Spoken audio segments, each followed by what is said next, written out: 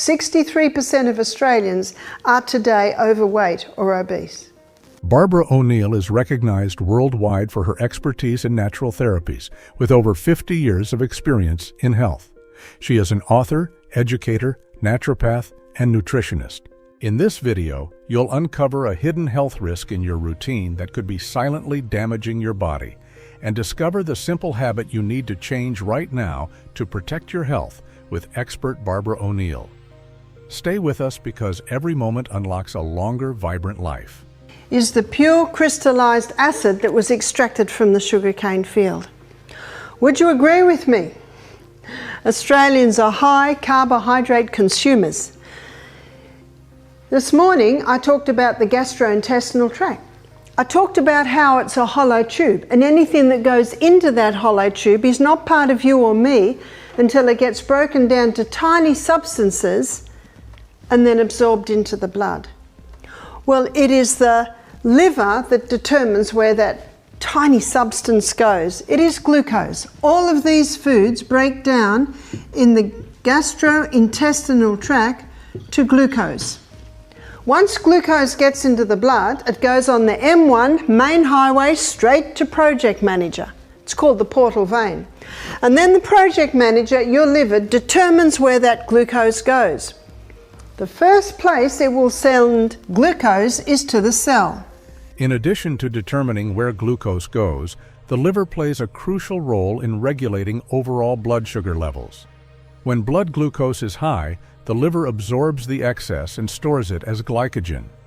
When blood glucose is low, the liver releases stored glycogen back into the bloodstream to provide a steady source of energy. Moreover, the liver acts as a metabolic hub, processing not only glucose but also fats and proteins, making it one of the most important organs for overall energy balance. Maintaining liver health through a balanced diet, rich in fiber and antioxidants such as leafy greens and berries, supports this vital function. To keep your liver functioning optimally and support its role in glucose regulation, there are a few simple practices you can implement in your daily life. First, reduce your intake of refined sugars and processed foods, which can overwhelm the liver and lead to fat buildup. Instead, focus on whole foods such as fruits, vegetables, and whole grains, which provide steady energy without causing spikes in blood glucose. Additionally, incorporating foods like garlic, turmeric, and green tea can aid in detoxifying the liver, helping it perform its critical role in managing blood sugar levels efficiently. Let's have a look. Here is cell. Glucose gets sent into the cell. When it goes into the cell, it goes through a 20-step pathway, and that 20-step pathway gives us 2 units of energy. And I think we all realize that that's what glucose is for energy. The end result of that 20-step pathway is a chemical form of glucose called pyruvate. Pyruvate is the chemical form of glucose that gets fed into the powerhouse, called the powerhouse because this 8-step pathway delivers to us a whopping 36 units of the big E energy. Whoa, what a difference. And why the difference? The difference is oxygen. While Barbara explains the 20-step process that converts glucose into pyruvate, it's important to highlight how critical the health of your mitochondria is for this energy production. Mitochondria are often called the powerhouses of the cell, and as we age, their efficiency can decline, leading to lower energy production. Maintaining mitochondrial health through regular physical activity, particularly aerobic exercise like walking and cycling, can help improve their efficiency. Furthermore, consuming foods rich in antioxidants, such as blueberries and spinach, helps to protect mitochondria from oxidative stress, ensuring they continue to produce energy effectively. To keep your mitochondria working at their best, consider making small adjustments to your daily routine. Regular exercise is key. Start with at least 30 minutes of moderate aerobic activity, such as brisk walking or cycling 5 days a week. Another way to boost mitochondrial function is by adding more antioxidant-rich foods to your diet. Foods like berries, nuts, and green leafy vegetables help reduce oxidative stress, protecting your cells from damage and keeping your energy levels high. Lastly, consider intermittent fasting, which some research shows may help rejuvenate mitochondria by encouraging their renewal. This pathway uses oxygen. This pathway does not use oxygen. For the technical amongst us, this is the glycolytic pathway. This is the mitochondria, specifically the Krebs cycle. What a difference oxygen makes. By the way, how are you going to feel if every single one of your 100 trillion cells has got enough oxygen coming in so that it can get down to there? You're going to feel good. We're not going to be able to hold you down. But we're not going to look at oxygen today. We're going to look at oxygen tomorrow. Right now, we're looking at the fate of glucose. Barbara discusses how oxygen plays a key role in the Krebs cycle, which significantly increases energy production. What's important to note is that your body's ability to efficiently use oxygen depends on several factors, including lung capacity, circulation, and overall fitness. Aerobic exercise, such as swimming or brisk walking, can increase your lung capacity and improve your cells' ability to use oxygen efficiently. Moreover, keeping a strong cardiovascular system through activities like yoga or cycling allows more oxygen to be delivered to your cells, maximizing the energy produced through the Krebs cycle. To boost your body's oxygen utilization and energy production, consider incorporating the following practices into your daily routine. First, practice deep breathing exercises. Spend 5 minutes each morning taking deep breaths in through your nose and out through your mouth, which can help improve lung function and oxygen intake. Second, add a form of aerobic exercise to your routine, such as a 20-minute brisk walk or gentle cycling, to increase your cardiovascular strength and the flow of oxygen to your cells. Finally, focus on staying hydrated, as water helps transport oxygen throughout the body, ensuring your cells can generate energy effectively. So number one, the first place that the liver will send this glucose is to the cell to be burnt as fuel. But on a high carbohydrate diet, there is still a lot of glucose left over. And so now, this is specifically the muscle cell. It stores this glucose like a little bunch of grapes. They're little molecules of glucose, and they're called glycogen. Glycogen is a name given to quick-release glucose stores. That is what our body uses on our morning walk. I don't know about you, but when I get up in the morning, I have a few glasses of water and then I go for my morning walk. Do you ever wonder where you get the energy to do your morning walk when all you've had is water? It is your glycogen stores, specifically in your muscle cell. Glycogen, stored in your muscles and liver, is essential for quick energy, especially during activities like morning walks. To optimize your body's ability to store and use glycogen efficiently, it's crucial to focus on consuming complex carbohydrates such as oats, quinoa, and sweet potatoes, which break down slowly and allow for gradual glucose release into the bloodstream. After physical activity, consuming a mix of carbohydrates and protein, like a fruit smoothie with a scoop of protein powder, can help replenish glycogen stores faster. Additionally, regular exercise, including both aerobic and strength training, increases your muscles' capacity to store glycogen, ensuring you have more available energy for your daily activities.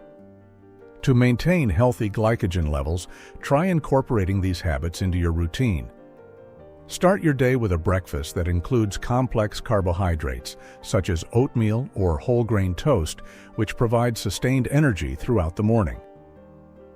After physical activity, have a recovery snack with both carbs and protein, like a banana with peanut butter or a yogurt with berries, to help replenish your glycogen stores. Finally, stay hydrated, as proper water intake is essential for glycogen synthesis and energy production.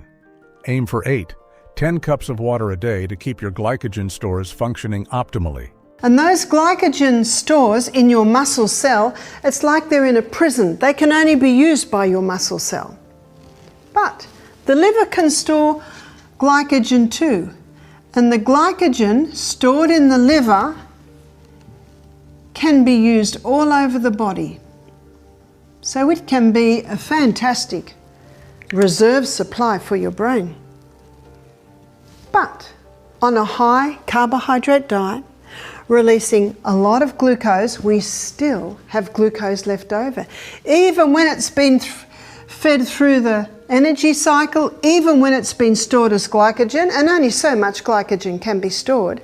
Once the glycogen stores in your muscles and liver are full, any excess glucose in the body is converted into fat, which acts as a long-term energy reserve. While glycogen provides immediate energy, fat is used for extended energy needs, particularly during longer periods of low glucose availability, like fasting or prolonged exercise. To prevent excess glucose from being stored as fat, it's essential to consume carbohydrates in balance with your body's energy needs. Engaging in regular physical activity helps burn off glycogen, allowing for better glucose utilization and preventing fat buildup.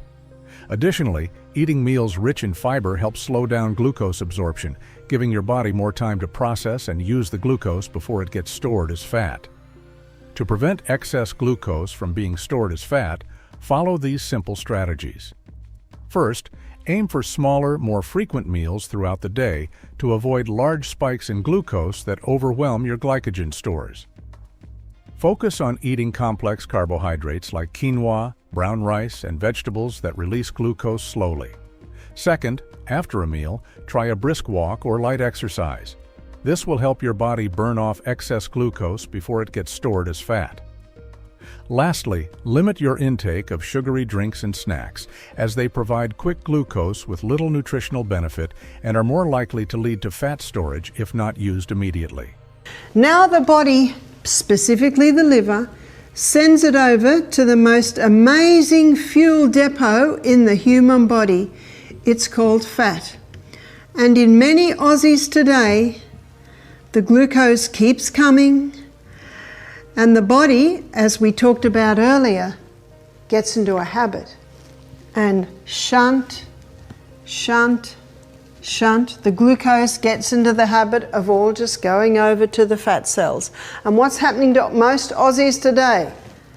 They're getting bigger and bigger and bigger. Did you know that we've overtaken America? 63% of Australians are today overweight or obese.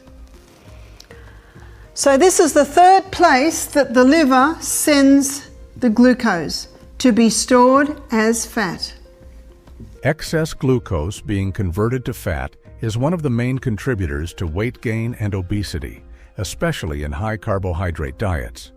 To prevent this process, it's important to focus on both reducing excess glucose and increasing the body's ability to burn fat. One key strategy is cutting back on refined carbohydrates and sugars, which cause rapid spikes in blood sugar. Instead, opt for whole grains, vegetables, and high-fiber foods that promote slower glucose release. Regular physical activity is another critical factor. Activities like walking, swimming, and strength training help the body burn stored fat and prevent glucose from being converted into more fat. Additionally, focusing on portion control and avoiding overeating can help manage glucose levels, preventing fat accumulation. To avoid storing excess glucose as fat and reduce the risk of obesity, try implementing the following habits into your daily routine. First, prioritize high-fiber foods such as vegetables, legumes, and whole grains in your meals. These help slow down glucose absorption, reducing the likelihood of it being stored as fat.